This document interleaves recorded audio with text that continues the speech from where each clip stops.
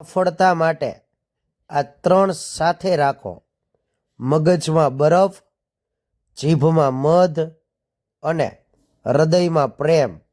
સફળ થવા માટે જુનૂન હોવું જોઈએ સાહેબ. બાકી મુશ્કેલીની શું ઓકાત છે કે તે વચ્ચે આવે છે. સફર જ કંઈક એટલી સુંદર બનાવો કે મંજિલ તમને મળવા તરસી જાય. નિષ્ફળતા મળે તો હિંમત રાખવી અને સફળતા મળે તો વિનમ્રતા રાખવી. સફળતા ત્યારે જ મળે છે સાહેબ, જ્યારે તમારું સપનું તમારા બહાનાથી મોટું થઈ જશે. સફળ થવા માટે તો સંઘર્ષ કરવો પડે મારા કલેજાઓ.